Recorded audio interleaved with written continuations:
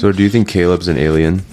Yeah, in some way, right? If there was too much intensity from a very young age, then you just have too much at the top, but the base is really low, right? I think like swimming has the biggest waste of like burned out athletes, even to the point where you don't want to come to the pool. If you have athletes that are stagnating, so plateauing at the age of 13, 14, 15, there is something wrong. Something wrong with the program. Yeah. All right. Okay, today we've got Dr. Eva Piatrikova back for a second time. Eva is one of the world's leading sports physiologists in swimming. She holds a PhD in applied swimming physiology, did her studies partly at the University of Exeter and University of Bath, England. She's known as a performance scientist working with international and Olympic level athletes and teams.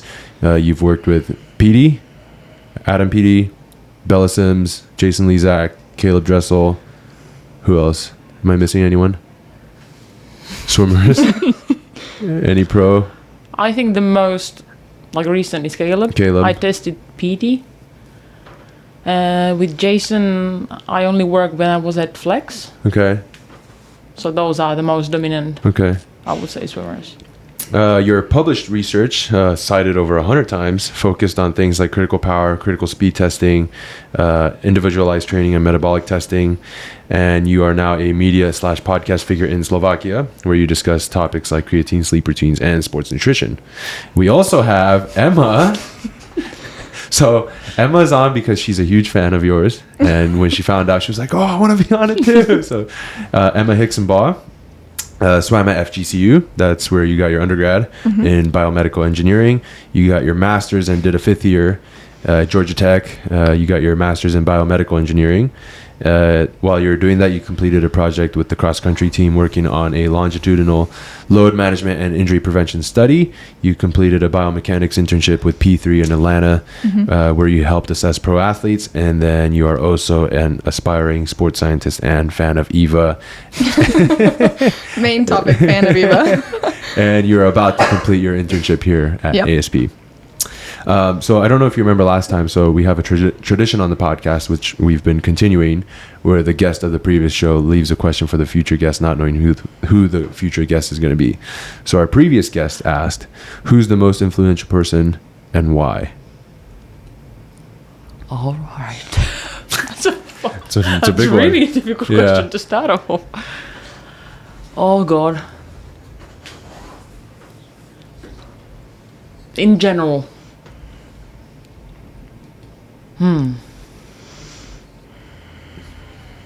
I think it's my mom. Your mom? Yeah. Why?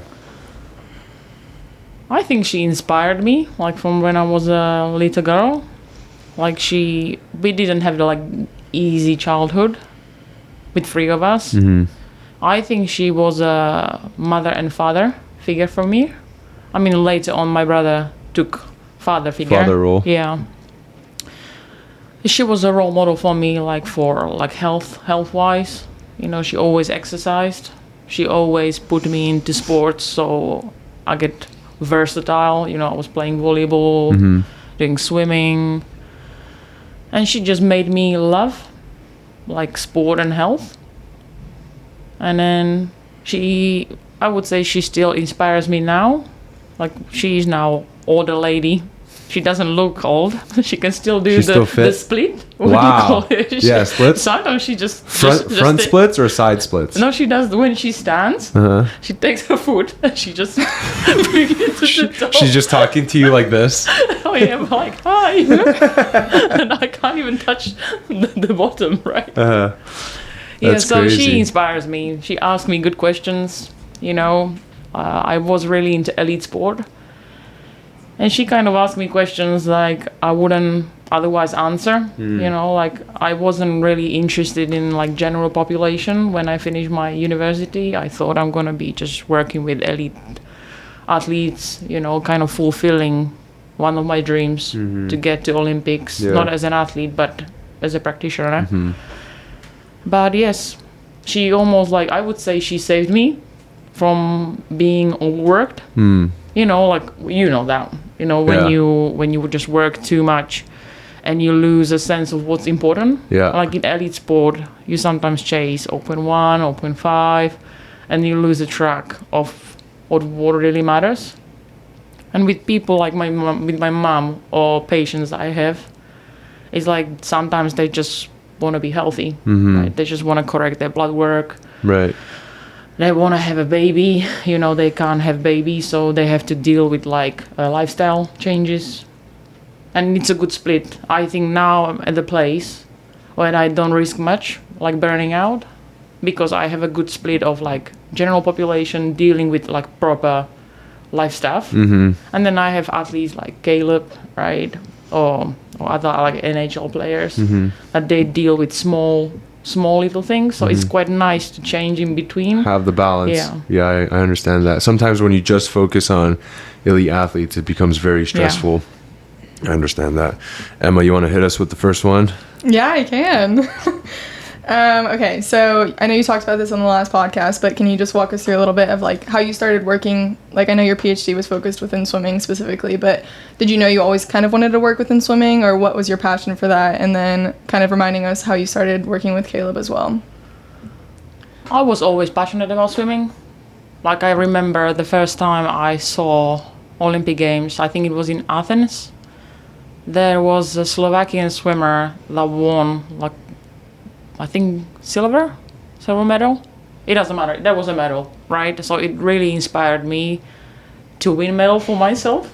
So I entered like a school race, and I swam like 25 breaststroke and 25 freestyle.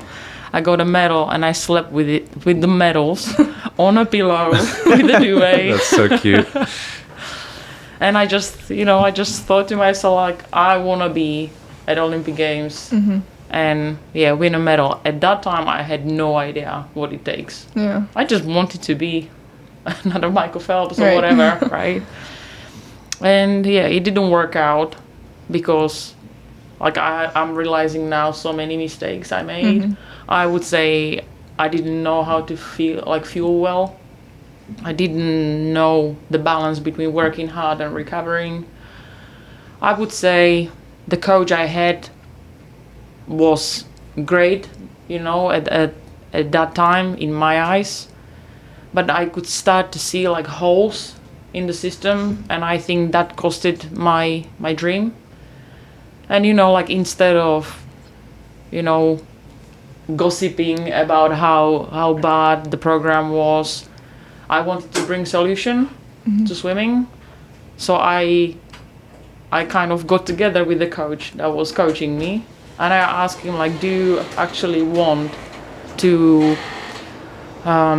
solve the problem with me of like individualizing training, so we don't have swimmers that do like 10 100s on 130 and some swimmers just having it super easy and other swimmers like me just touching the wall and just pushing off. So we got into that project. It took me 3 or 4 years to complete the PhD. It was really difficult period for me at that time.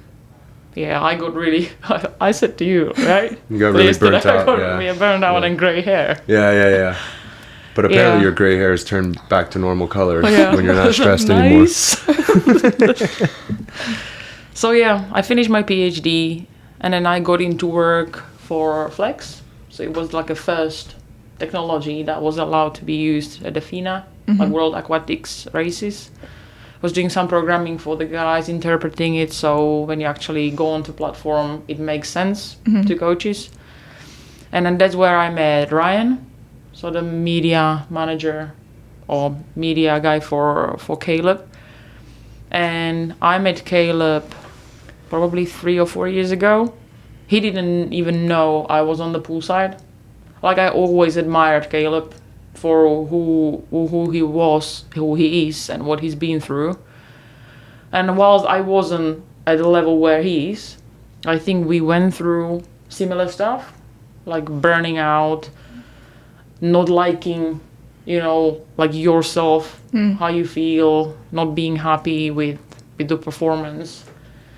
And at the time, I was just sitting on the poolside watching him and thinking, like, it would be quite nice to work with him. And then Ryan said, like, he might introduce me. That never happened because Caeleb just went away. And then I got this email year ago, I think. In my email, Ryan didn't tell me anything.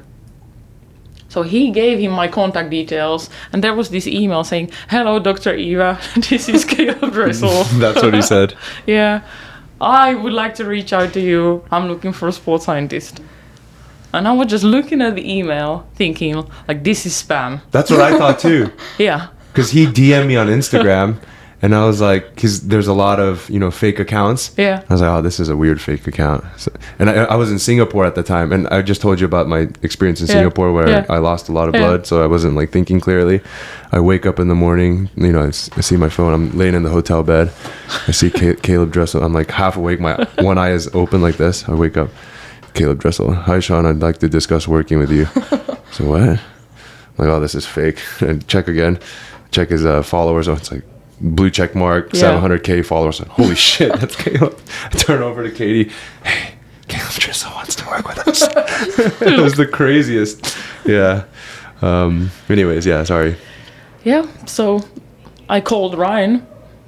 He told me he gave the contact details for me. We jumped on a call, and I would say we just clicked straight away. Yeah.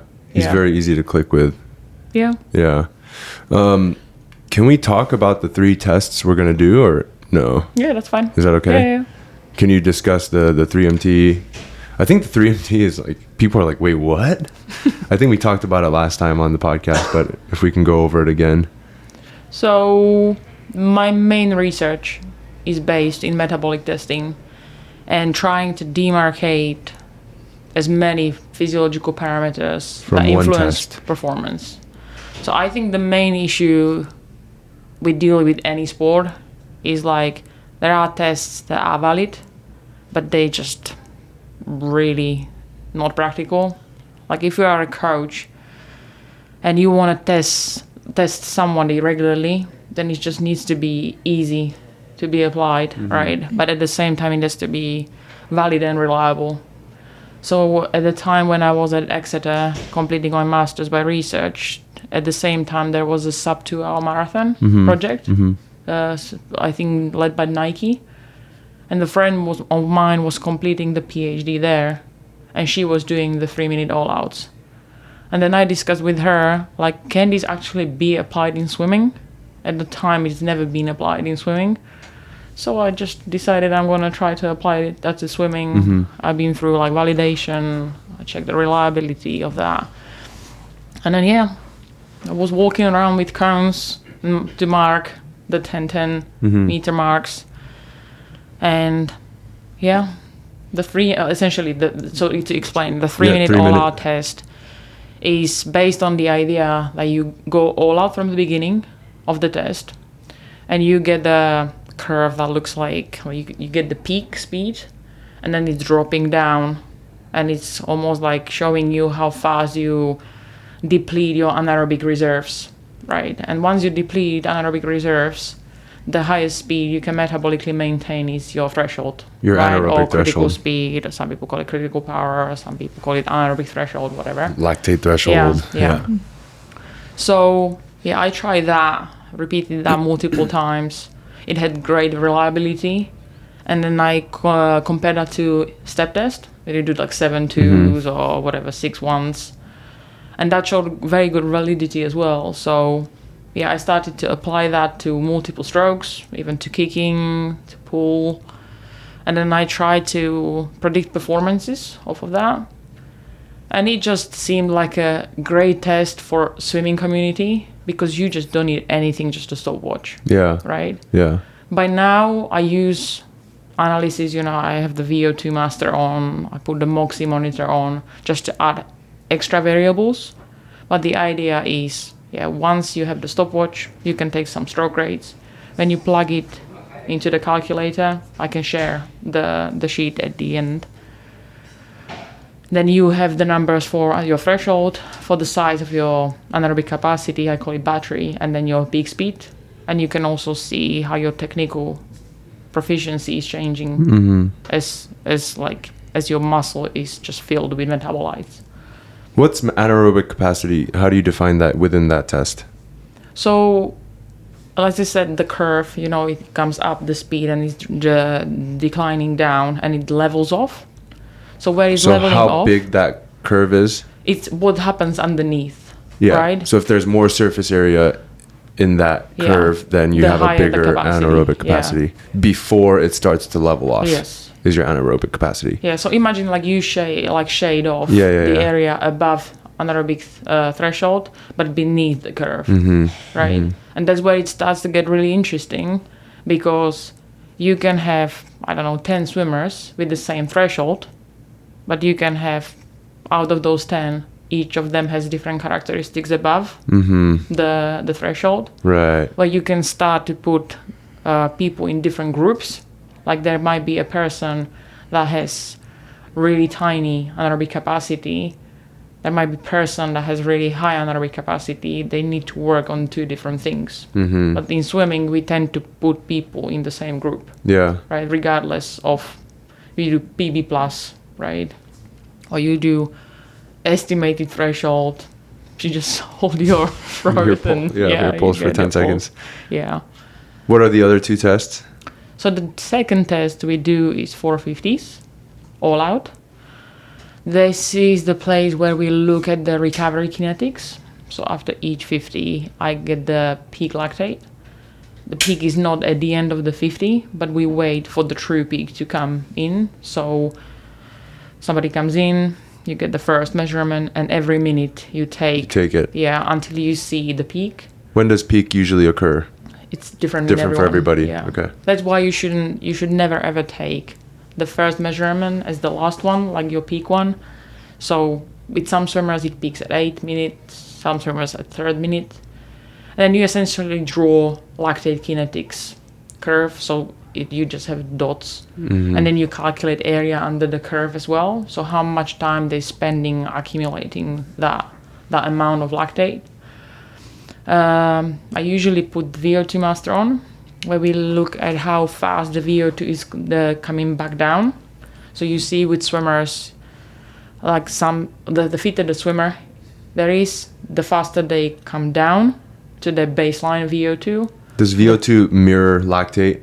No, it doesn't. It doesn't, okay. No. What it mirrors is phosphocreatine stores. So that's why I'm doing it. Oh, interesting. Because everyone has a different recovery time between anaerobic repetitions, right? I think VO2 is quite easy to prescribe. Like aerobic sets are much easier to prescribe. What I think most coaches get wrong is the anaerobic capacity, because they just give too little rest. So then you have almost like a hybrid session where you have, 650s on 3 minutes or 4 minutes. And then first two are great, and then suddenly you drop by 3 or 4 seconds. And that's no longer anaerobic. Can you give an example of an anaerobic capacity set? So it's different for everyone, like for different people. Like, for example, I can't say what Caeleb's times are, but imagine almost like you get a 50 all out, you put the VO2 on, and then we track how fast the VO2 comes down. With some swimmers, usually they are between 4 and 7 minutes when the VO2 comes down. So if I know to complete baseline. Yeah. Okay. Yeah. The less fit you are, it can take you 10 or 15 minutes, like with me. Yeah, me 30 minutes. But then you use that time to individualize, right? So if you have a group of pro athletes, or even a group where you can split them into 2 lanes, then you have, a group that can allow to have 4-minute rest in between, and you can have a group that needs 7 or 8 minutes. So the interval is based on how long it takes you to get back to baseline. So if it takes you 7 minutes to get back, you're going to do 450s on 7:30 to account for the 30-second swim. Makes sense. In that case, you are giving consistent intensity to the swimmer. Yeah. I mean, if you don't have VO2, the easiest practical advice is, let's say you have, 53 in 27 seconds, right?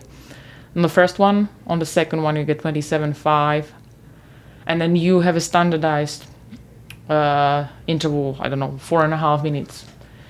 As soon as the time starts to drop above, 0.5 second, then you keep adding 30 seconds extra. If people can't hit it twice, then you have to adjust the resin tool.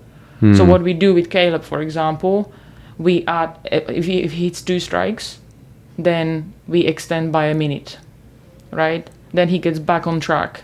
Then we know this is the time interval we're going to repeat. As soon as he drops again, he's allowed 2 strikes again, and then we repeat that, and then we track how much time, what time he swam, and then how much time it took him to get back on the highest speed. Right. Yeah. I want to go back to the VO2 max mirroring phosphocreatine. Does that mean that if you increase your VO2 max, your phosphocreatine stores also increase? Because I feel like those two are not connected at all. No, they are connected in a way. Usually, the fitter you are, the faster your phosphocreatine stores replenish. That's why you see big drop with elite endurance athletes. They just drop so fast. And if you see like unfit individual, it just drags, the VO2 just drags. So they can't repeat the sprints. Right, they do one at the level. Yeah. Are people hitting their VO2 max when you do that test? Or if they hit VO2 max in 3 minutes? In the 450s test? No. No. You never hit because it's too short. Yeah, okay. Right? Do you do any testing where you're trying to hit VO2 max? Yeah, we do the 3MT. Okay, that's so when with the 3MT you hit your VO2 peak. Okay. And then you track, the VO2 master has a function where you look at the ventilation. So you're looking at the respiration frequency. So how fast, how many breaths per minute the swimmer gets. You get the volume, like an average volume of your breath. And then you get minute ventilation, how many liters of air is flowing through your lungs. And you put that on right after they finish the 3 minutes. They touch the wall. Yeah. And then you put the mask on and they breathe. At least 30 seconds they should be breathing through that. I hold it until Caeleb usually gets down to baseline, so I can track the kinetics. And yeah, you get the VO2 peak, you get the maximum ventilation, and you can actually track if the swimmer is breathing well, because you can actually identify issues with breathing patterns in swimmers. You know, like when you're submerged and the water is the hydrostatic on pressure, your chest. And loads of swimmers have problem to breathe into the diaphragm. So there is not much space for the lungs to expand. That's why there is called spirometry testing, where you are on dry land and when you breathe through like resistance. No, there is no resistance. Oh. You just get your forced vital capacity, so your lung capacity, how fast you can breathe at your maximum rate, and then how much air you blow out in the first second. Isn't it just like you're blowing kind of like a breath test there? Yeah. That's what you do. But usually swimmers score really well there. But as soon as you submerge them, it's a different story. Right. So not like the ability to exhale, but the ability to like take a deep breath and inhale through their diaphragm. Because there is a lot higher pressure. Yeah. Right. So this test, the 450s, you do it on 4 minutes? Not anymore. What do you do it now? I can't tell you. Oh, okay. But that tells you what? The 450s tells you anaerobic. So it tells me the anaerobic capacity. But doesn't the 3MT also tell you anaerobic capacity? But what it doesn't tell you is if you want to prescribe specific set where you want to develop anaerobic capacity, I want to see how VO2 is dropping. Oh, okay. So this tells you the rest period that you need to have when you're doing 50s. Yeah. So it can change, I don't know, let's say we start on 4 minute rest. And then on the second one, I see we're not even close to VO2 coming down. So I know I have to extend the rest. And I see how much it extends every single time after we do the 50. We also measure the VO2. If it's climbing up after every 50. So essentially, it almost like it's messier with the VO2. You don't want the hybrid coming through. Right? If you want to work anaerobic capacity, you want to work as much anaerobic capacity as you can, and you don't want it to be messier with the VO2 coming in. Creeping in. And then we get the lactate, again the kinetics of that, and then we do the last test that's on the power rack with the MOXIE sensor. So we're looking as when you do like a 10-second or 50-second burst, a specific weight. We are looking at how fast the muscle like deoxygenates oxygen in like specific important parts of the system, and then we are looking also at the recovery. And this is really important. Again, you need to allow plenty of time for the phosphocreatine system to restore, because again, you're gonna end up not having speed session, right? But again, anaerobic capacity speed session, right? I think this is the most kind of, I don't want to say life-changing stuff, but it is kind of really helpful when you can see at the local saturation and desaturation of the key muscle groups, because that's where you can really start playing with individualization. I understand you can't do it at age group level where you have 100 kids. And 3 lanes. Yeah.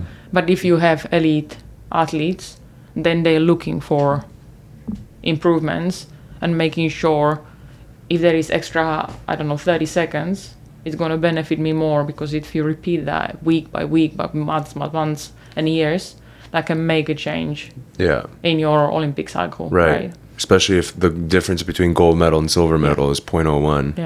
Yeah, you want to have that. So the third test, it's also testing how much rest you need for a speed session. Yes. The second one's how much rest you need for a anaerobic capacity session. The third one's a speed. Interesting. So the way I do rest periods is like, hey, whenever you feel ready, just go. That's good though. Is that right? That's much better than, because it's volitional and they know like, okay, I feel ready to go, and they're pretty intuitive. So not everyone though. Not everyone. And the other logistical issue that we have is we do a lot of sets on the destro. That's our power rack, and we only have one set. Yeah. And then we have 15 athletes, so everyone has to take turns. So then the rest period is kind of built into the workout. Yeah. So that's a better issue to have though. It's always better to give more rest. Have extra rest and speed than have less rest. So if you're a coach and you don't have a Moxie sensor and you don't have that, you should just err on the side of too much rest all the time. Yeah. Give them 10 or you minutes. write down the times, right? I usually use a rule. If you drop by half a second, you have to give more rest. In a 50 or 25? In the 50. 50, half second. So in a 25, it would be a quarter of a second. Yeah. It's cool. Yeah. Well, I have a question about the VO2 actually.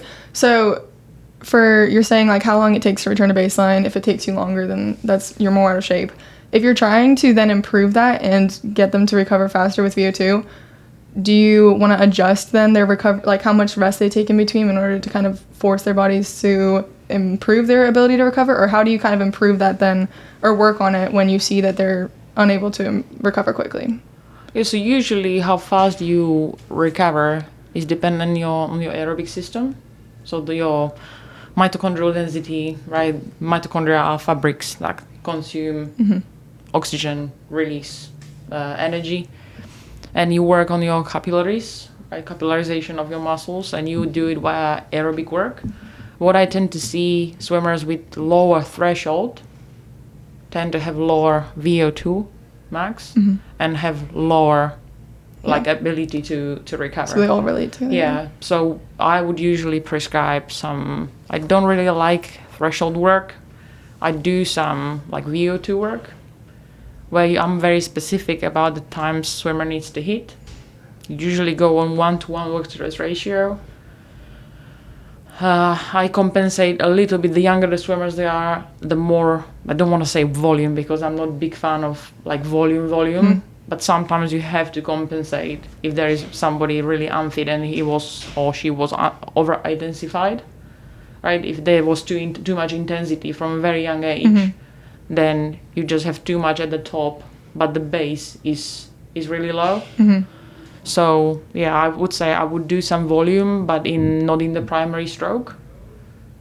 So I don't know, your main stroke is freestyle. Then I would do some zone 2 work in backstroke or kicking or something like that to condition, generally speaking, the swimmer. Is zone 2 work the best thing to do to move that lactate threshold, or just to swim at lactate threshold is better? There are loads of debates about what's the best thing to do. To move lactate threshold. Yeah, I think if we go from age group, right, the more versatile the athlete is, so the more they engage in different sports by the age of, 13, 14, 15, usually the stronger base they have. If you go into swimming, the age of 6 and you just do swimming and you do loads of intensity, then nothing is probably gonna save you, right? Yeah. But the general rule is if you want to improve first threshold, so zone 2 work, you should be circling around the first threshold. But you know, what do you mean circling around the first threshold? It means to swim around the speed that elicits the first threshold. So if your threshold is 110, you should swim around 112-ish. Yeah, 112, 110, 108, whatever. Okay. Right? But that's the first threshold, right? The second threshold is the critical speed or anaerobic threshold. That's where... Wait, there's 2? Yeah. I didn't know that. Yeah, so you have 3 zones or 4 zones, depending on what kind of philosophy you choose. Some people even have like 7 zones. Right.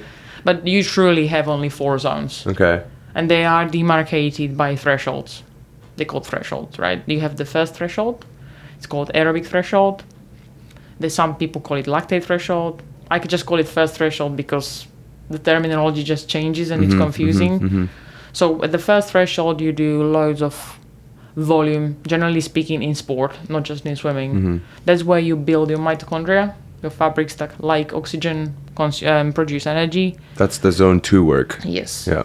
As soon as you go above, there is a bit of lactate creeping in, and then you develop, it's called high oxygen cost, but it stabilizes. That's why you can swim a lot of volume beneath your second threshold. Then you have second threshold. As soon as you go above the second threshold, you start to build lactate. You get loads of metabolites coming into your muscles, and it's just a question of time when you're gonna reach exhaustion. The further away you are from second threshold to high intensity, the faster the fatigue comes. The closer you are to threshold, the longer time it takes to get fatigued. And then you have the speed that elicits VO2 max, and then anything above is essentially like anaerobic work or sprinting work, where the highest ceiling is your highest max velocity. Yeah. There is no more than 4 zones. It's just we like to make our life complicated. Yeah.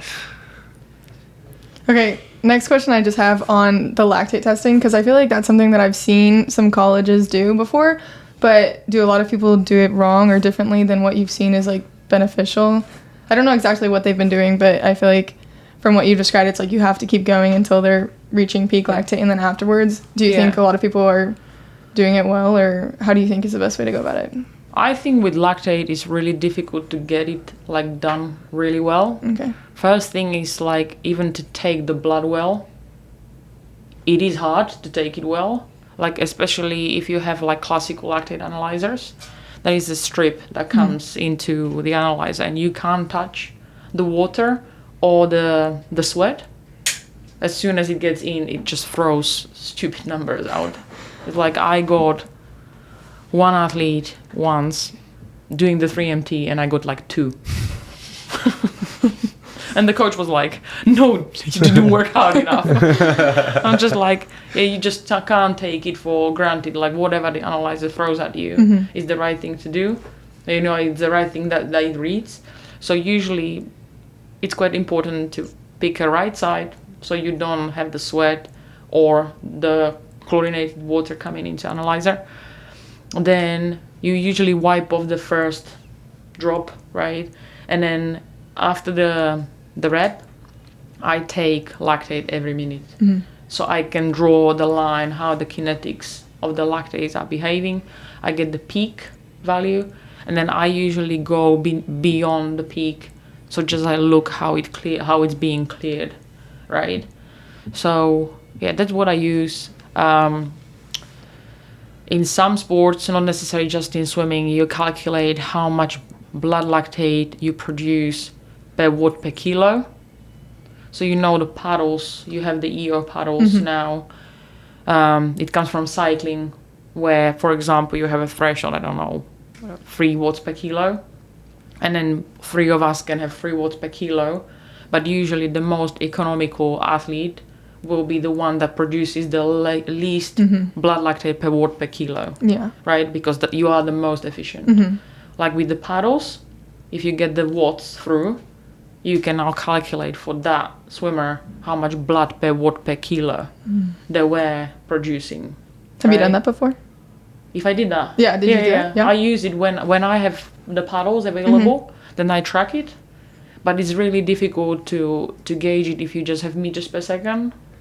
I mean, you can calculate the economy, where you calculate how much VO2 per the 100 pace you get. So I usually combine things like if I have space to do that. Yeah. If you just don't have the VO2, then just having a measurement of how much blood lactate per pace, per 50 or per 100, it could be a good value. I think the first ever time I'd heard your name mentioned, it was some interview you were doing or a podcast or something, and it was talking about you calculating swimming economy, and I was like, that's so cool, she can do swimming economy. It's really difficult to get it right. Yeah. So, yeah.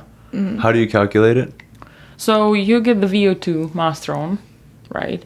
And then you have to get the person swimming at the consistent speed. So I usually use Finney's tempo trainer.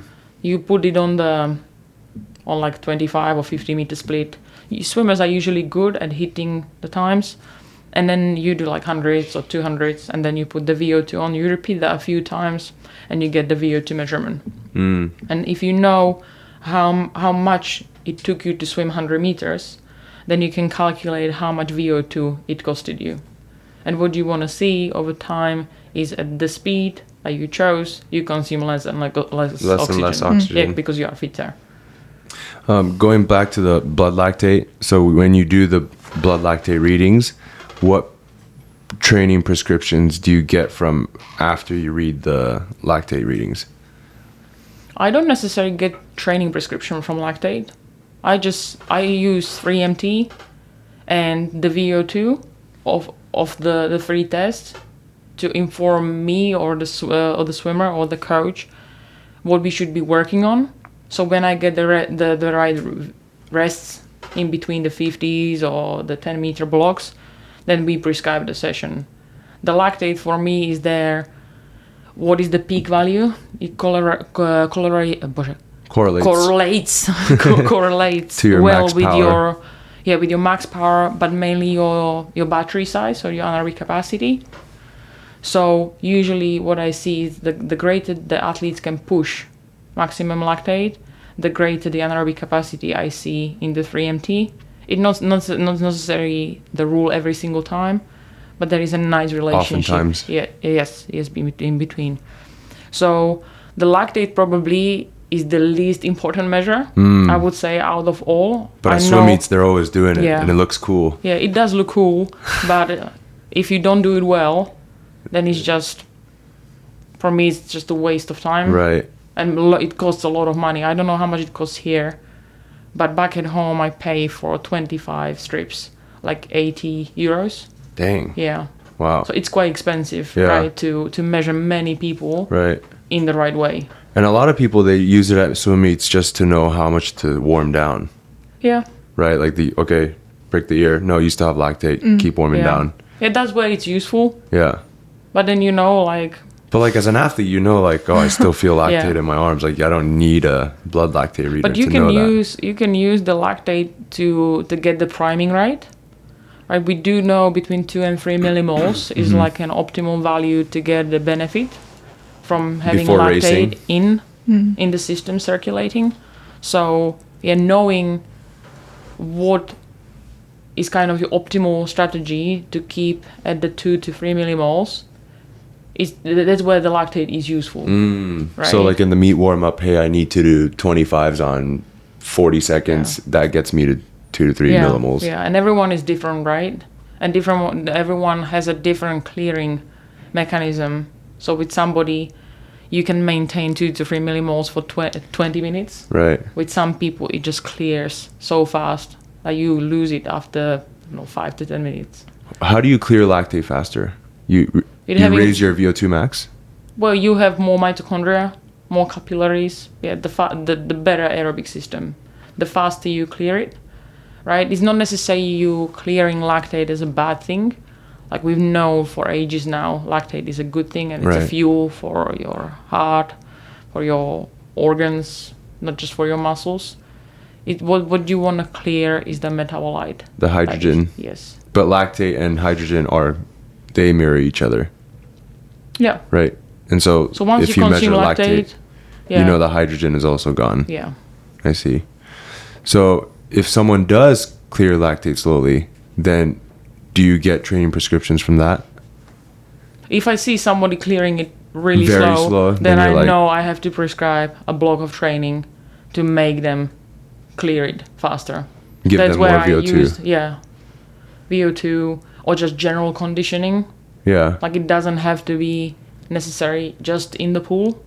You know, I know like running doesn't translate well to swimming itself, but general conditioning needs to be at a specific level so you can actually be like a versatile athlete. Yeah. How important do you think, or how, I've read that like VO2 max is not a great predictor for performance. No. Right? Why is that? Well, it's a measure of your maximum aerobic capacity. You know, like in swimming, most of the events are 50s, 100s, 200s. 400? Well, yeah, up to 200, I wouldn't say the VO2 max is the most important measure in the world. The longer the events, like 1500s, right, that's where it's really important. But I would say, I mean, I can have, again, 10 swimmers with very similar VO2 max, but a completely different anaerobic capacity and anaerobic threshold. And those are far more important measures than having a VO2 peak. Okay. Right. So like next week, you might test some of our athletes. Say one of my athletes, we pretty much only do the 50 and 100. Like we don't have anyone swimming the 200 or up. So say one of them tests really low in VO2 max, maybe 47 mLs per kg per minute, let's just say.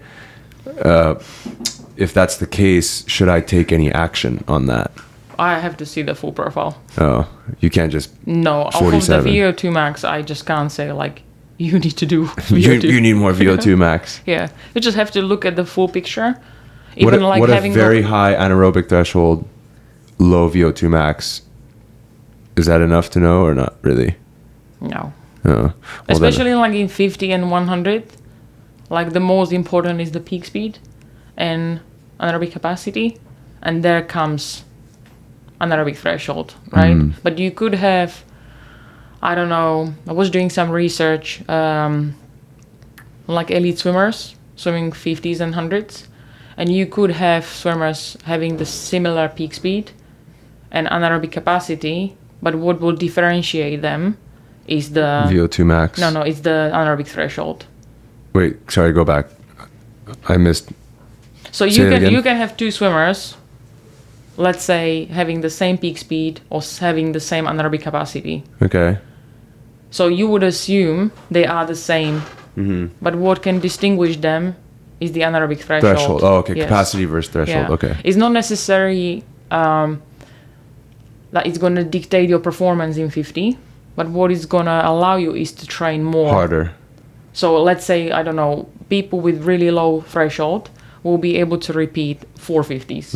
Right. Because they will take 10 minutes in between 50s to complete them at the level where you want to be. But the person with the higher threshold, they can do 650s. Yes.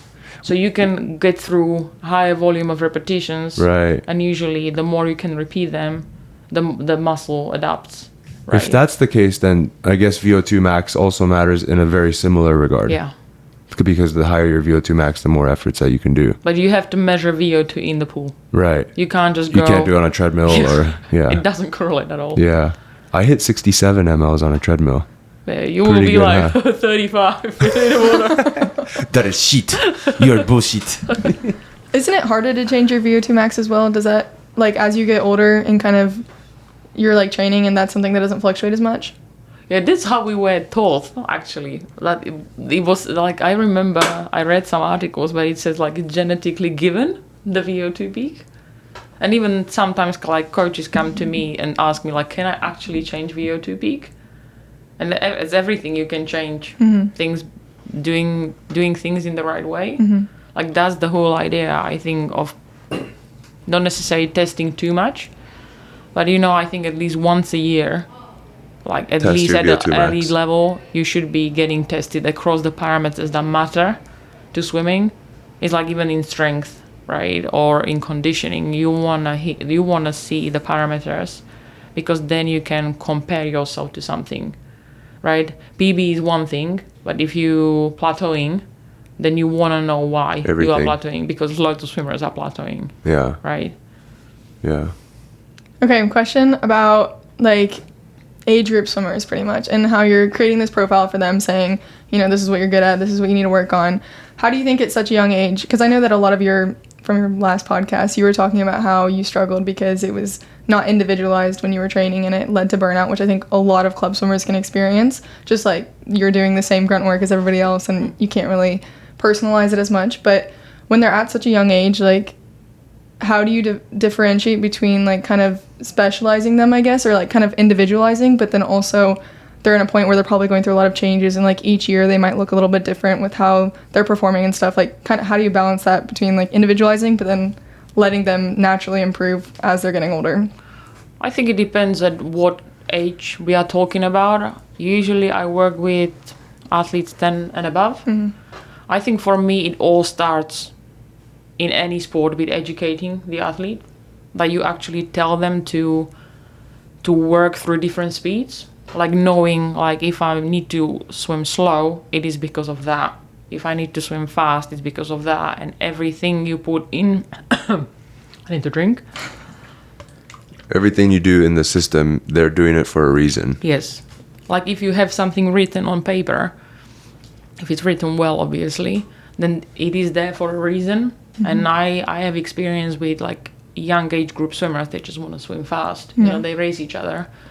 And I think it's our job as coaches to sometimes spend maybe almost like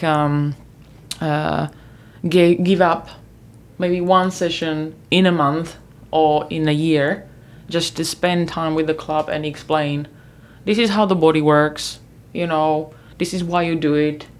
You know, it's not necessarily about testing, but we know swimming is about technique, right? Perfecting technique, and then adding another layer, that everything that you put in the body in terms of the intensity, that's where the body adapts, right? And that's the whole, I think, art of coaching, that you have to communicate so much. Yeah. Even like with me, like I'm a scientific freak, right? But I know if I'm not able to communicate with Caeleb or with any athlete, then he's not going to get that. Yeah. And therefore he's not going to trust in the process we go through, right? Maybe it means that, yeah, you give up some time in the pool, but I think it helps a lot when you educate any athlete, not just a swimmer. Yeah. Yeah. Yeah, you have to get the buy-in. Yeah. You have to get the buy-in, and then also they have to see the results because of what, like you said, hey, I want to work on these metrics. You measure it, and then you show them, hey, look, it went up, and then they can actually feel it in the pool too. Yeah. Then you get, the ultimate trust. I would say it's a very different feeling when, I don't know, once a year you get a screening in, right? You get, height of the swimmer, so you can see if they're growing at the level where they should be. You can get some strength, like basic strength tests, and you get the free MT done, right, as a group. Actually, I have a few clubs that take it every year as a social event, where they book a full pool, right? They have 5 lanes, and they measure each other, like they are paired, and they just write down the splits. Yes, for 25s, and they just put it in the system, and they get the full PDF. Wait, system? It's like a Excel sheet? Yeah, it's on this. I think in the previous website, previous podcast, I mentioned the website where you can enter the data. Is it your website? Yeah, the swimmingstrong.com. Swimmingstrong.com. Yes, okay, so you just enter the splits in there, and then it gives you PDF report. Oh. And it compares you against like your group where you are. So like male, freestyler. 17, 18 years old. Okay. And it gives you a report saying like you are missing in these elements, and it gives you advice what you should be doing in order to. So it's like customized platform. Yeah. Right. So yeah, having something just shows you like you are lacking in this area compared to your age group level. It's much nicer than like you compared to Bobby Fink. Yeah. Yeah, you're gonna be sheet. And then you can track yourself, right? Every year you can say, okay, I don't know, I was working for a year on, peak speed, right?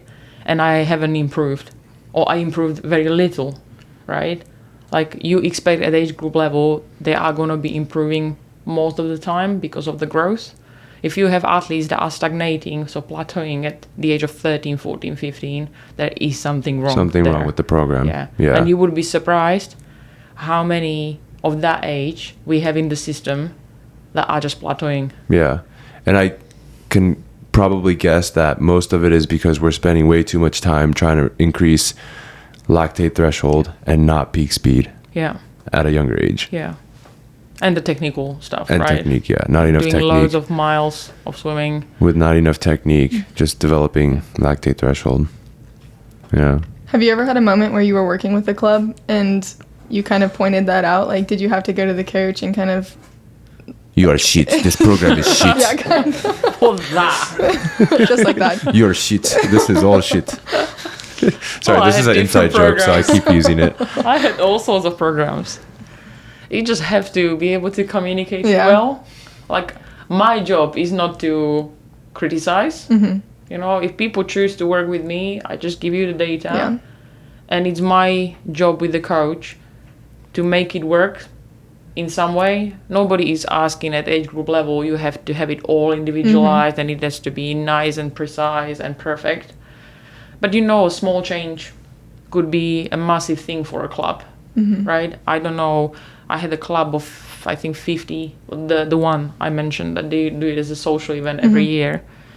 They made almost like a compromise, they said at the beginning, where only on Tuesday they had individualized session. They had 3 lanes, and we split the group into a lane that needed speed, that needed anaerobic work, and then needed anaerobic threshold. So the kids felt like, I'm in this group for next 6 weeks, and then we will see how we are improving, and the rest we haven't changed, right? And that was almost like embedding a new way of individualizing, and at the same time the swimmers feeling like, like there is something done for me, and I'm not swimming the same as everyone else, even though I know deep down that this is just not working for me. And in most of the situations, we have like athletes that for me are aliens that respond well to anything, but most of us, like normal human beings, we need a bit more individualization and hitting the right parts so we can grow effectively, I suppose, and not get overtrained, right, or injured. Yeah. So do you think Caeleb's an alien? Yeah, in some way. Because he trained in college in a very, volume heavy program under Greg Troy, but he went the fastest 50 freestyle in NC2A history. He is an alien. Yeah, so he was probably doing a lot of the lactate threshold stuff, but his peak speed was still incredibly high. Yeah. Is that just like a genetic freak? Well, we will see, right? Because at the moment we are going completely opposite direction. We are doing very little volume, and just the time will tell if we can hit better times. Find out in a week's time. Very different. If it's very different philosophy, right? Where you swim 4 or 5 times a week for hour and a half. Yeah. And then previously you swam, 10 8 times. 8 to 9, yeah. For Swim 2 practices. hours, right? Yeah. And then hitting gym 3 times, and Steve was saying 2 extra. Oh yeah. That's crazy. Yeah. That's gotta kill your peak speed. But I think your love for sport. Yeah, but it didn't for Caeleb, which is the crazy part. Yeah. Do you think that's just gotta be genetic? Maybe. Because I know for sure if I did that, my peak speed would go down. And I would quit the sport. Yeah. But that's the thing, when I think about my role or my mission, is not to have one Olympic medalist and then other 1.5 million people ending the sport being injured or hating the sport, right? And that's the situation I think we have in our sport, right? I think swimming has the biggest waste of burned out athletes. Even to the point where you don't want to come to the pool and you don't want to do anything with swimming, right? So it's kind of, Caeleb is an alien. Yeah, right? For sure. He can withstand, I think, a lot of pressure. like physical and mental. But not everyone is like that, you know, and it's almost like I don't know, it's the way how the system is set up. Like we almost, you know, cut ourselves. Like we have, I don't know, 15 Olympians, but how much was just wasted, right? And with a little bit of individualization, maybe I don't know, instead of 15, you guys could have 20 to 25 because you have the resources in US, right? I think it was criticized like a couple of years ago. Like there is very little science compared to how much resources there is in like bigger nations like US, right? So for swim coaches, what do you think is the bare minimum for individualization? Knowing the training zones. Like loads of coaches don't even understand what's happening in each zone, right? So investing into educating our future coaches, that's, I think, number one priority, you know, and sharing the knowledge, like, you know, like we share experience. I think that's quite difficult. I noticed that in America, everyone is kind of protective. Yeah. I think the best stuff I achieved was by sharing my thoughts. I know it's difficult when you compete, right? But you can, I think you stand to gain more by sharing. Because you receive more. Yeah. So sharing, educating yourself about basic stuff, and maybe find a way of measuring the progress, right? Something that fits you, and being prepared, you know, to sometimes get out of your comfort zone and try something out, because if you don't try, you know, then you don't know. Yeah. I think like bare bones minimum, you just split people up into, oh, they seem to be more twitchy and these people seem to be more distance oriented. And that is like bare minimum. Okay, sprint group, distance group, at least. Yeah. And that would keep probably another 30 to 50% of the people still in the sport. Because then everyone's just doing distance.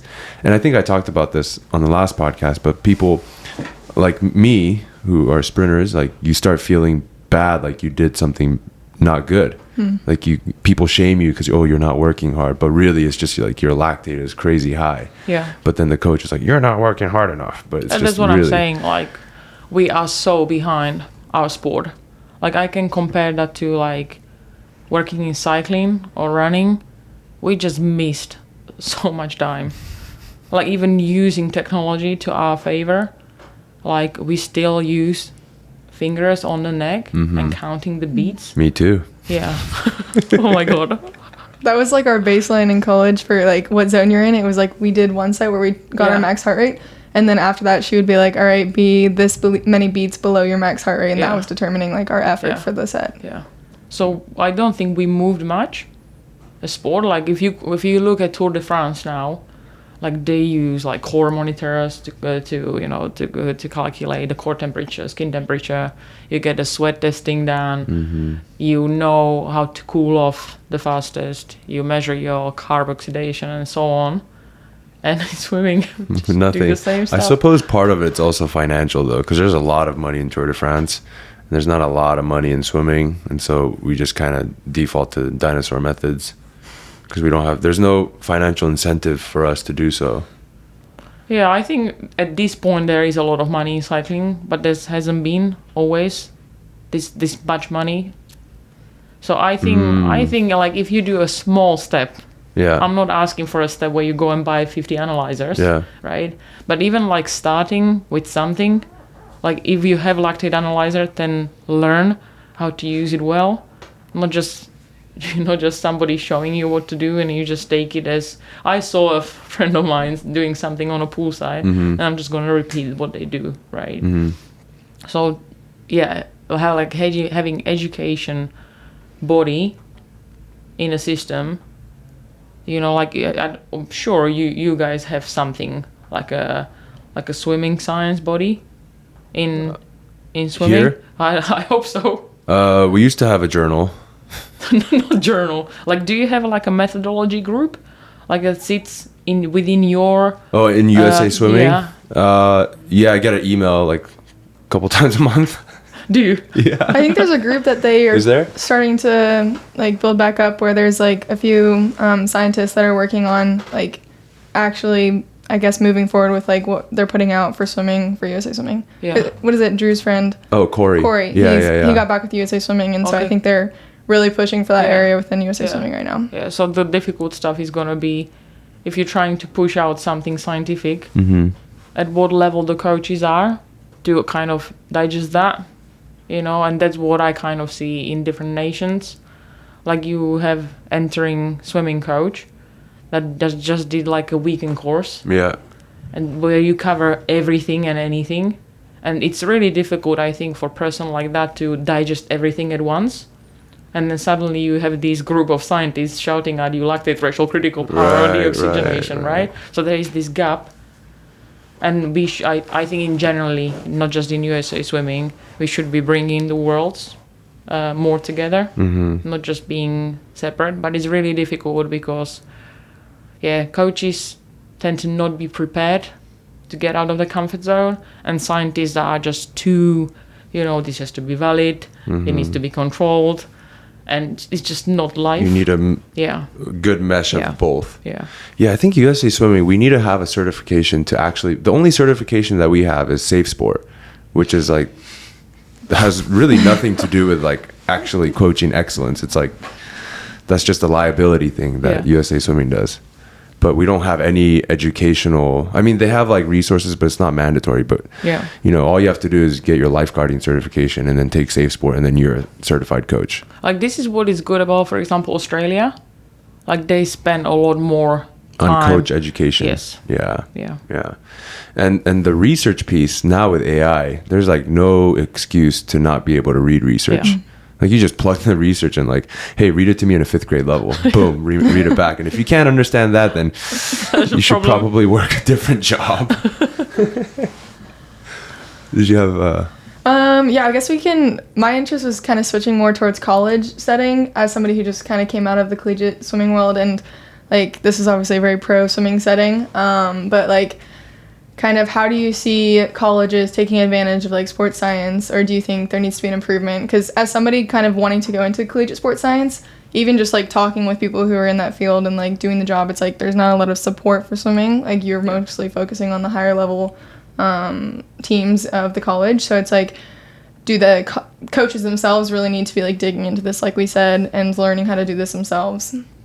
I think like at the level where you guys are in USA Swimming, like I think if there is a country that can do it well, then it's US Swimming, Australian Swimming, British Swimming. Like you do have resources to maybe invest into a few scientists that can, travel at least between some major clubs and start educating the coaches, maybe asking questions of coaches what they need solving. Because, you just don't want to come in and just say, oh, look at me, I'm a scientist, and I'm going to test all of these for you. And it's just going to be like, what the hell is this? Yeah. So, I would probably, speak to coaches first, get to know the coaches first, and ask the issues they're having. Yeah. Most of the coaches, most of the time tell you they do struggle to individualize. Yeah. Because they don't have resources, they don't have time, or they don't understand what are all these complicated words, right? Even by being there and maybe tweaking the rest in between the repetitions is a massive help. When I finished my bachelor degree, I thought I'm gonna give advice to everyone. I don't know what I was thinking. And then I just realized, like, you have to go step by step if you want to actually improve real life situations. Yeah. Because you don't actually, like, I didn't even know how little the coaches covered physiology in their, like, certification. I just assume if I know it, then you know it. So maybe we just have to go through basics first. And then, build piece by piece, right? I don't think it's impossible, but it takes time, and you have to start getting out of your comfort zone. Nice. Of the 3 tests that the 3MT and the anaerobic capacity and the Moxie sensor. All right, I guess the most logistically feasible is the 3MT. Yeah. I just answered my own question. Yeah. I was going to ask you for like club coaches, which of the three would you recommend? Yeah, it's the 3MT. The 3MT. Because, I mean, I could test. I was there on my own on the pool side. I put the kids together in pairs, and everyone just collected data for me. So you're just hands off. Yeah. So I easy. had 2 people behind the computer entering the data, and the others were just running with the stopwatches and cheering on each other. Yeah. But how much of like you have to tell the kids, hey, you have to go all out on the first 50. You can't hold back at all, 'cause otherwise you get false data. Usually kids are great at that. Really? Yeah. What I struggle with is at the age of 14, 15, 16. They don't want to hurt as much. No. Like they're a little bit reserved. Yeah. I think that would be me. You can try it. I don't want to do it. You're first on the go. If I do it, I think I would be out of commission for 3 hours. I will throw up. I think I told you last time. We can take a video. Actually, we should vlog that, Sid. I'm gonna try it. You want to try it? Of course. Okay. All right, we'll get someone else on the camera. Kieran, you're on the camera. Yeah. Yeah, I want to see Sid throw up. Yeah, Caeleb said it's the most painful thing that he's ever done. Yeah, I can't imagine. So, like, for the listeners, you're basically just as hard as you can go from the first second that you push but off. technically well executed, right? You just can't spin the wheels. Right. Can you tell, like, based on the curve, if somebody isn't giving their 100%, Yeah. and then what do you do with the test if Just they don't? beat them. Do it again. They're scared they will have to repeat that, so they go so fast. Yeah. Wait, how Have can you- tell? Okay. Have you ever had anybody that doesn't plateau out, like, and just drops No, off? like if you do it well, Okay. yeah, they plateau. Okay.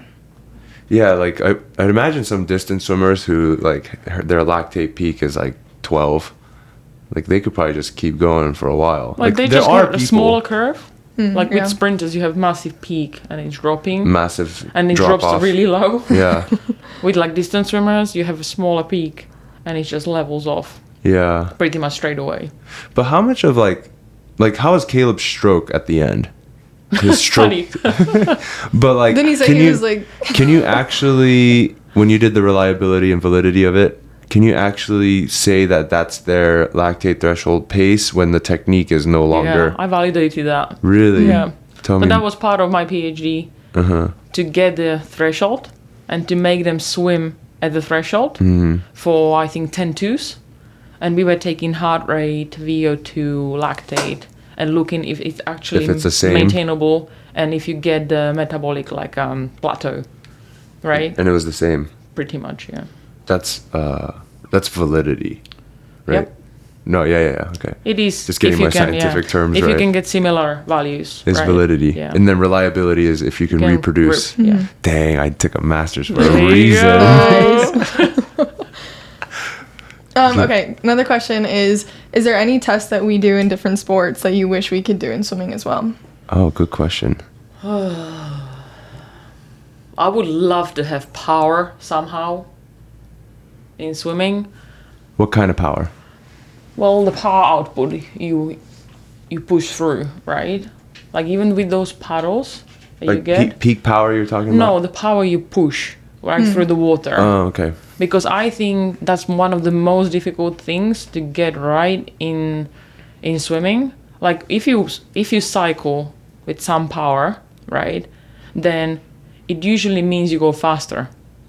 But with swimming, it doesn't necessarily mean the higher the power, the faster you go. Because there's a technique element. Yeah, and because you are in denser environment, right? So actually being able to measure power in a more convenient way, more practical way, I think that could be huge, especially like for me, measuring like, let's say we've done this technical change, does it actually lead to greater propulsion? Or you improve someone's, I don't know, peak power in bench press or squatting or whatever, they lift higher weights.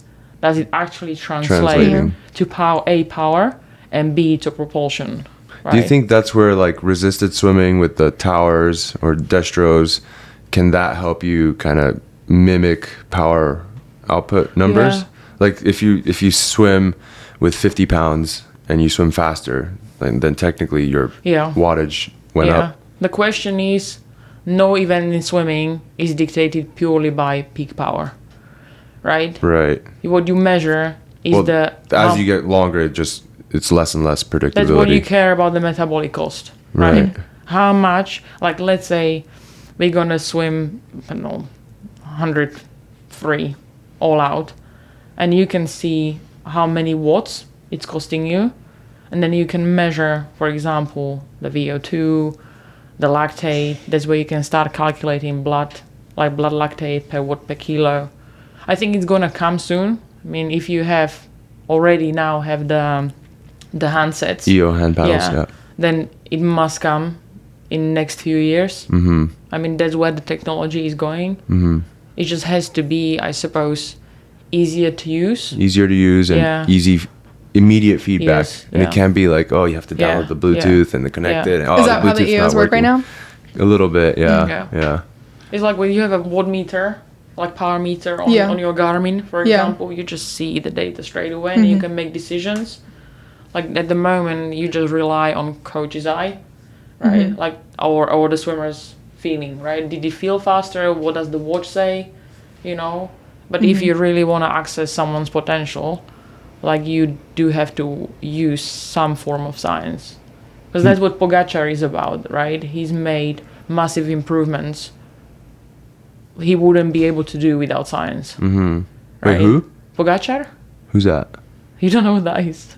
Do you know who that is? I don't think I do. Who? What do you think? It's a cyclist, Tadej Pogačar. He is like probably the best cyclist in history of sport. He just won another Tour de France, like by miles. And you know Tour de France. Yeah, I know that. It's like you dumb. It's like Olympics. Yeah, I know Tour de France. And you see loads of new stuff coming up every year, and essentially the teams are racing who is going to win the Tour, and you get yellow jersey. That's like the overall lead. Yeah. And then you get like sprinting. Yeah. The guy that climbs the fastest. Right. And he is just a freak, right? And for cycling, wattage is one of the most important things to measure. Watts per kilo. Watts per kilo. That's what you care about, right? Yeah. That's watts per kilo. Then what you care about is the VO2 cost. So how much oxygen you are consuming per watts per kilo. Yeah, per watts per kilo. What you care about is also the lactate per watt per kilo. You care about the carb oxidation, how many carbs you are able to oxidize, how much you have to fuel in order to be the most economical during the long time, right? I mean, that would be really useful for like 1,500 meters. Like, I don't actually think we reached potential in 1,500. Yeah, for sure.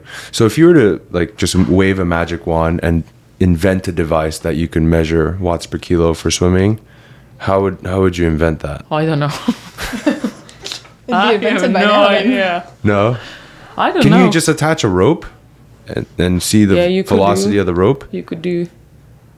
There's nothing out there that currently is trying to do that? There is it's like what do you call it? You have like a belt. And then you pull. Yeah. Right? But does there have to be load? It only goes one side. Oh, so it's not like you just can't go and swim up and down at consistent pace. Oh, I see. You want to see that? Yeah. I see. There are these form goggles, you know? Yeah. They're like that. Yeah, I've seen that. I swam with those. Can you measure watts per kilo on that? No, you just get the pace. Wait, what are they? Huh?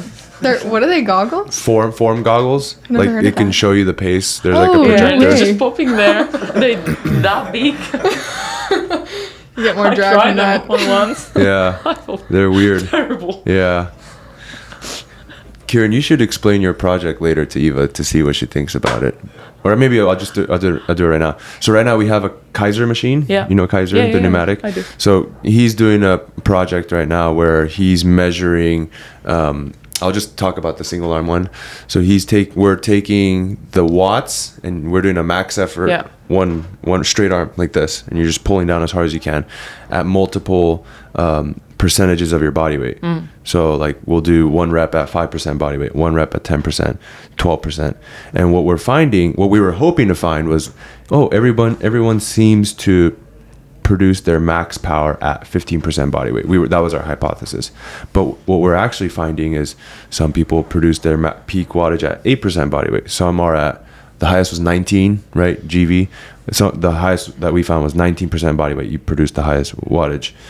Do you think that would be a good measure of performance, or, you know, improving in the weight room? Could be. I don't know. Spoken You like a true scientist.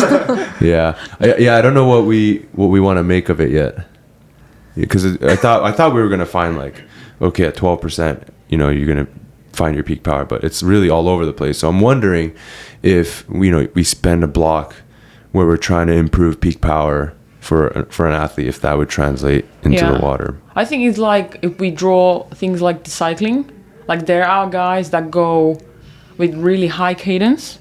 They like to spin. Right? And they can produce their highest wattage that way. And then you have athletes that are more like strength orientated. They like to have lower cadence, right? I think loads of things depend on that, you know, and finding the sweet spot between, you know, the weight and the number of strokes you take. I think that's another thing, right? Where power this might get more convoluted than we thought. Yeah. Okay. Yeah. Interesting. And it also depends on your fiber type. Right. Yeah. If you're slow twitch or fast twitch. Yeah. We got some. Difficult research studies. Huh? I said I was already thinking about it. Okay, we gotta really think about that one. Interesting. Yeah. I was just thinking about that kind of is just like how you even like go about correcting technique or working on technique with somebody, like how, like when they should increase tempo if they're slipping, you know, like since we like just visually seeing it and asking them how much they feel like they're grabbing. It's like, I know some people who are really fast, like you said, it's like they're just powering their way through it because they can pull so much water with each stroke, but it's like they have to go at a slower tempo to reach that like power. The VO2 is useful, right? Because you could you could set the tempo trainer to specific tempo, right?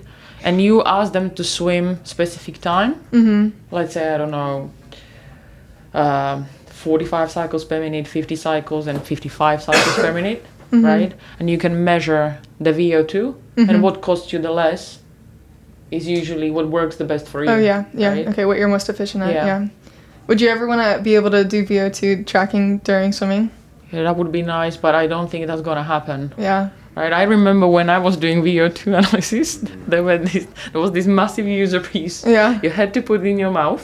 There was a tube coming out, and there was a guy with a fishing rod just pulling me across the pool. I think my mentor actually told me about that. She goes, that's how we used to do it, is you walk alongside and like track it. I'm just swimming like. We gotta invent some pill that you swallow, right? And it goes into your bloodstream, and then it measures VO2 that way. Because ultimately, it's how much the muscle is taken up, and then how much CO2 versus O2 that's coming in. So you swallow something that goes into the muscle level, and then nice. I think the Moxie does that, though. That's where I find Moxie monitors really useful. Because it is measuring the oxygen saturation in specific muscle groups. In specific muscles. And you don't have to be interfered by having something on your face. In your face. Yeah. Is there numbers specifically for that you want the muscle, like, or how does that work with tracking it? Or is it just kind of like you watch it and see the saturation and how it's changing? Or is there kind of baselines? So it works different for every athlete, depending on how much mitochondria you have, capillarization, and so on. But what do you care about, like, for example, in intervals, right? Like VO2 sets. You are looking for desaturation, and you're looking at the level where you swim, how deep it desaturates. And then when you go and rest, then you look at the resaturation. And what you're looking for is similar pattern. And let's say I would be using Moxie sensor for 4 weeks on the same swimmer, doing similar VO2 set. And then what you want over 4 weeks is that it doesn't desaturate as low, meaning that the muscle is more economical, right? Yeah. It doesn't stress it as much. Okay. And then you can track the percentages of how it desaturates. Yeah. And it doesn't really interfere. Like, you have to have the long trunks, these. Jammers. Yeah, jammers. Jammers. Yeah. So you put it underneath on a quad, or you just tape it on a deltoid. Have you noticed for different strokes that Like, have you tested across different strokes Yeah. to see, like, saturation, how it's Like with affected? breaststroke, it's Yeah. massive. It's completely different. Right. With backstroke and free, it's very similar. Mm. And fly and breast is the Most probably- different? Yeah. Where is it the most different? Legs. Fly and breast is more legs. Yeah. Interesting. Yeah. We should probably wrap up because Steve's probably waiting for us. Steven, Steven. do you have any final wrap-up questions? I was just gonna say, maybe as somebody who's wanting to do what you do, me, do you have any, me, but do you have any like advice for how to like kind of, I guess, put yourself out there, grow in this field Don't as like put a yourself out there. You're gonna get great. Depressed. Oh goodness, okay, perfect. She's like, choose something different. Yeah. Just do SNC. Yeah? No. Uh-oh. No, I think she's really passionate about it. No, what I think I would say is you have to be passionate. Yeah. You have to be, it's like being human, you know, like there's one thing of where you have all the knowledge, you know that whole book, but if you don't know how to speak with the coaches and with the athletes in a kind and respectful way, then it's just, Yeah. you know, you're just gonna be a scientist closed somewhere in the lab, Mm-hmm. pretending you do some calculation and it's useless. Value. No, I was like that. That's why I'm telling you. Yeah. Like I thought I have this, you know, white lab coat and I can go and tell everyone what to do. Yeah, just to be humble. Yeah, speaking like I'm not saying like nicely to people, but yeah. in a human way, Mm-hmm. right? And then try to test in multiple sports. Like that's probably, I would say, what's one of the strongest parts about my role is I worked in different sports. Because you can draw loads of new things from different sports to swimming. And you can just, I think you can move sport of swimming to better position than it is now. So multiple sports, talk to as many coaches as you can, listen to their problems, what they're trying to solve. Don't try to solve everything at once. Yeah. Maybe one thing at a time. And then just, enjoy what you're doing. Perfect. Yeah, emotional intelligence is very important. That's I it. feel like you have that. Do I? Eva just went cross-eyed. No, I feel like this is only our second time, right? Hanging out in person. We've done lots of phone calls together, lots of Google Meets together, but it's only our second time hanging out. But I feel like we've been friends for a long time, and I feel like that's a sign of a emotionally intelligent person. Because if you're not, and you're just We kinda both have to awkward. be, right? Or maybe we're just on the same level of like We're on the same spectrum. we're on the same spectrum of emotional intelligence. That's why we get along. That's why we are just two of us are laughing. Yeah, no one else is laughing but me and you. Everyone's like, They're like, okay. Everyone's like, all right, guys, these weirdos. Can you leave us a question for sorry, did you have any other No, questions? that's good. You're good? Okay. What kind of questions do you leave? Whatever you want. It could be, what's your favorite Doritos flavor, or like, how did the universe start? How did the universe start? I went shallow to deep. All right. So, considering you asked me about the technology, my next question for your next guest will be, what would they invent that would help the sport the most, or what would they need the most to improve their role in swimming? What technology What would they want? do we need to invent to move the sport forward? Yes. I mean, they're just you going to can't say use her watts per answer kilogram. earlier. Yeah. The person, We'll see if they listen to the or pill you podcast. swallow. pill to swallow, And it's just circular measure your there. VO2 max. What technology do we need to invent to move the sport of swimming forward? Okay. Just in case we don't have a swim person, I'll just change it to whatever they're associated to. Where can people find you? Piatrikova.com. I don't know. Don't you have a website? In LA. No. Like, if people want to work with you, They can message me on Instagram. Instagram. Yeah. Don't you have a website too? I have my website where I have my email. That's where people reach me most of the time because I don't check my Instagram as much. Do you want to share your email or you want to keep that? It's info@ evapiatrikova.com. Perfect. Emma, do you have anything? Any plugs? No? Not yet. You're good? Okay. All right. Thanks, everyone. Bye. Bye. Right? Bye. Bye. Bye.